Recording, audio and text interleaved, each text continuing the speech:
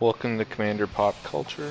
If you like my video, feel free to like, comment, or subscribe. And thanks for watching. Let's see what we got here. That's a lot of dead cards, so I guess we're gonna be changing it up. Playing against first Sliver, Ixhel, Poison deck, and Breya, Ethereum Sculptor. I'm playing Optimus Prime. I call this deck Trucker's Delight.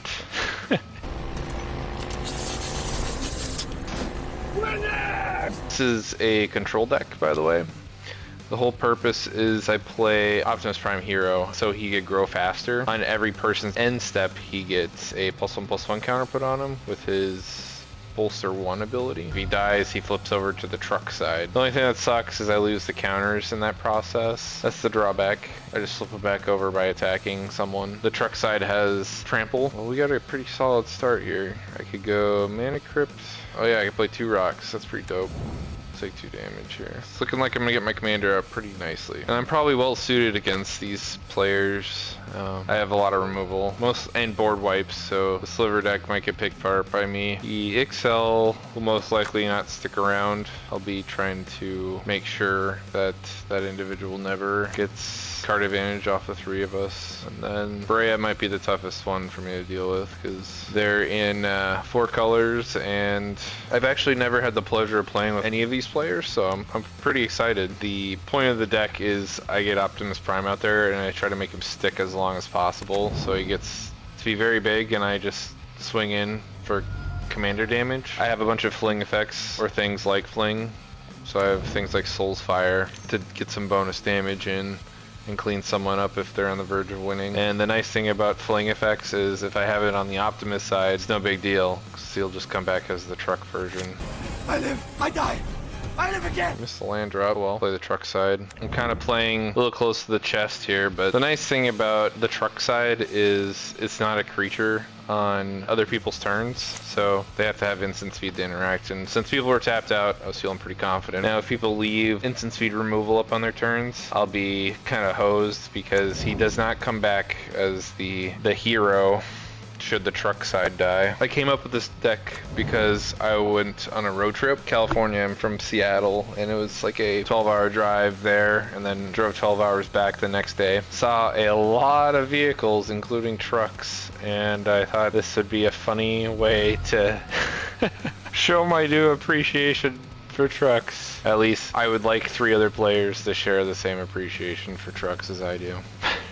If people do have the instant speed removal, I got these cool interaction spells, so I should be fine. If you guys haven't seen my Finn game, Ixhel I feel like is really weird because she's a poison commander that corrupted ability doesn't really advance her own game plan because you're stealing other people's cards and you want to infect people out as fast as possible, so it doesn't really make much sense unless you're playing with other people that also have infect. Otherwise it's just value. That's not terrible, but I feel like when you're playing poison, you don't want the game to go long, so it just doesn't make a whole lot of sense. My Finn deck, however, I'm playing poison and I'm trying to close out the game as fast as possible. I guess I want a white source. Let's just throw this out there. Let's go to combat. I guess I'll attack Sloth because he's got the most ramp in play, and their deck is probably the most unpredictable out of the other 2.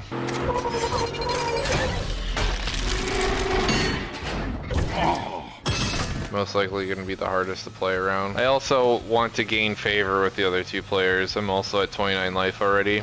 Maybe they'll have mercy on my soul and let me keep doing my thing over here. Look at that. It's already 7-11. Can throw 7 damage at someone with Soul's Fire. If I'm really desperate, I could target my own Optimus and gain a bunch of life with Swords of Plowshares. I don't see myself doing that, but oh wow. Normally I'm the only person who ever pays for Smothering Tithe.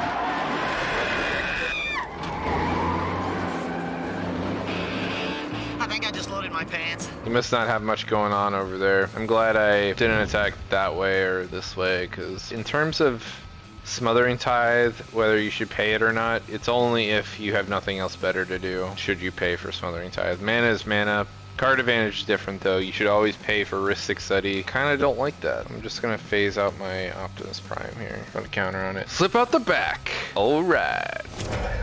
I particularly like phasing in my deck because the counters don't fall off, and I like scaling up and not losing what I invested into the game. The only thing that sucks though is I'm not getting the end step triggers. Guess that's the cost of dodging removal, is you can't have it all. I can't get the end step triggers and survive everything. And that's probably the biggest crux of this deck is edict effects, because Optimus is literally the only creature I run in this deck.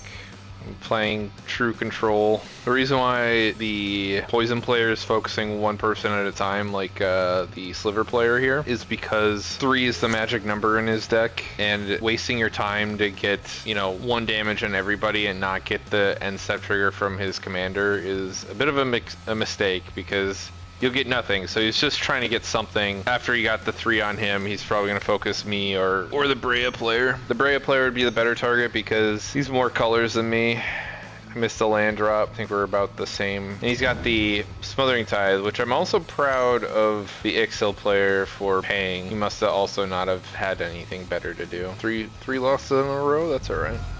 Things happen. Feel kind of bad for the Sliver player. He's the most behind, so I still think the priority target is definitely Sloth. Still unpredictable. Sorry, man. Just how it goes sometimes. When you're playing Voltron, you gotta be a little cutthroat.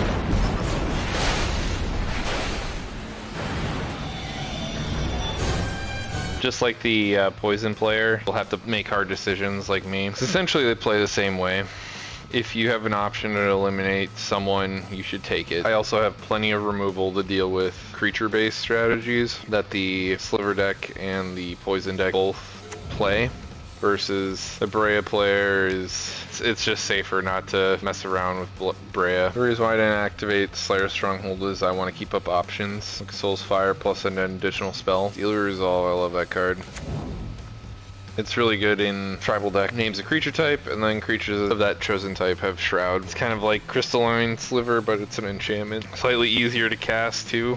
If you don't have a Crystalline Sliver effect in your tribe and you have green, I highly recommend you run Steely Resolve. It's an older enchantment. That's how the deck's supposed to be operating. I'm at 10 counters now. Only thing that sucks is if Optimus dies, flips over the truck side, and counters do fall off. But, I mean, that's still nice value. He gets 2 additional power and trample, and he flips himself back over again.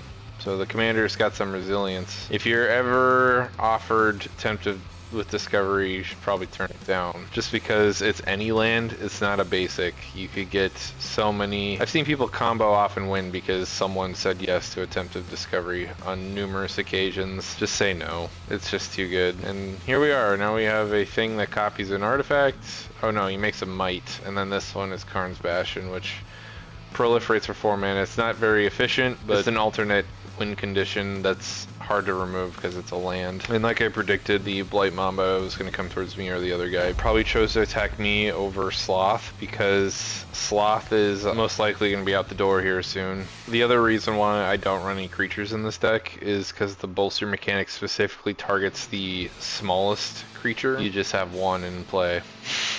And that's your commander. And he just grows bigger with every end step.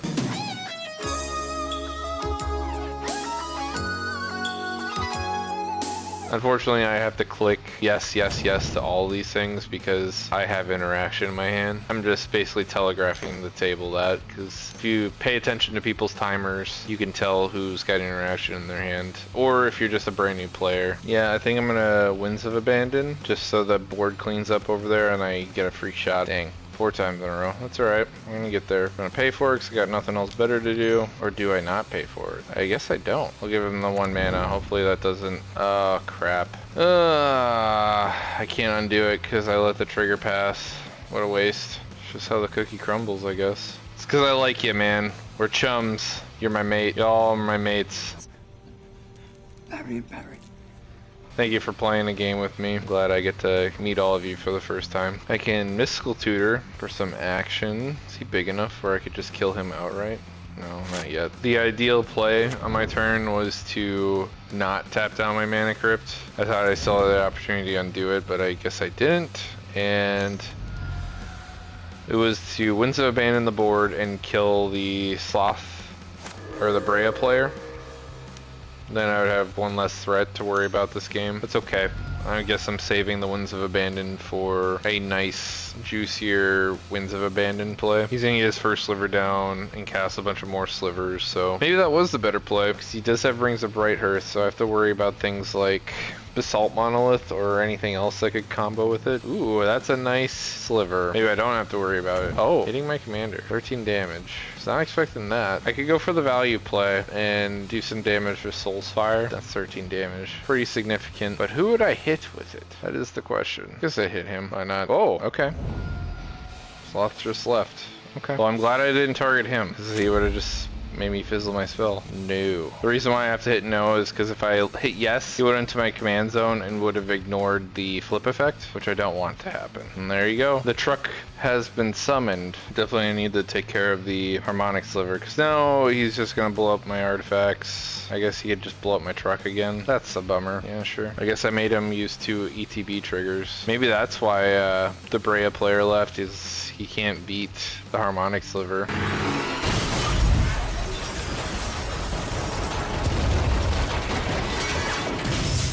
That was a rough turn for me. Kinda wanted to deny this guy triggers here, so I'm gonna put a stop on his main phase 2. He's down to his last 2 cards. I don't want him to be excelling past us. Even though that he's playing with our cards, I still don't want it to happen. I think I'm gonna Mystical Tutor. I could get an instant or sorcery. I'm a little low on cards. My big artifact payoff is missing, so I don't really know. Let's take a look at our deck list. It's not really an instant or sorcery I'm like really stoked on getting right now. Those draw. Jeez, 5 times in a row? Come on. We're gonna get out of this hole eventually. Do I have enough mana to overload this and yes, I do have enough mana to do that. I will be missing the first sliver, but I need to get rid of the thing that's blowing up enchantments and artifacts. From this board position, I'm not feeling too confident.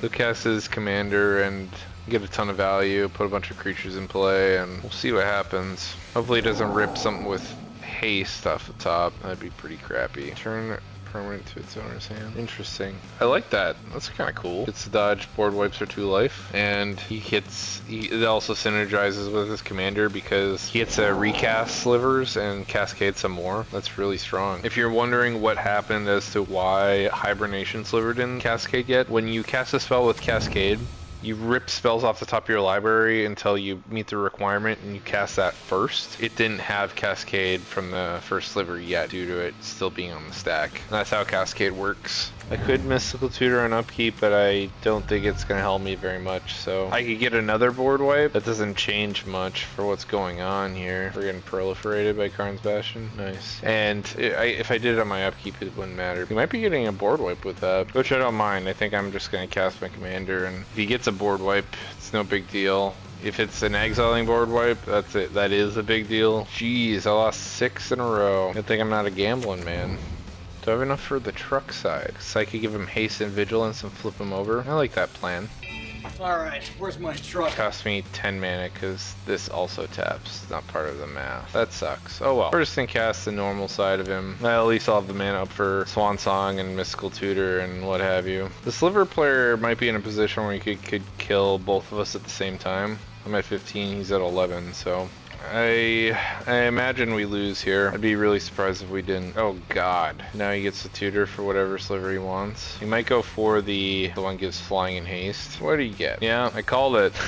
Cloud Shredder. If he lets me live, I could Mystical Tutor for a board wipe. It's kind of like a tough position because I don't know if that's even good enough. He'll just recover and be perfectly fine. That's the nice thing about the first sliver. Splitting it up. Let's see who he wants to finish off though. 9. Okay, he's gonna let us both live. Alright. This guy's very generous. I don't know if we could turn this game around just between the two of us with how low our life totals are. Okay. I think he survives, right? Yeah, 10. Did the board wipe for me, thanks. I have to wait till after the trigger. I'm gonna Mystical Tutor, see what I can do here. I could Chandra's Ignition, blowing up the board and doing damage to everybody. I like that. It's not a bad line of play. Normally I would get a card advantage card, but I don't know if I'm going to see any more turns. So let's do a Chandra's Ignition. Let's do some damage. Oh my gosh, if I died of Mana Crypt here. I've died to Mana Crypt maybe once in my past. Oh my goodness. Well. Oh, what a day. What a lovely day.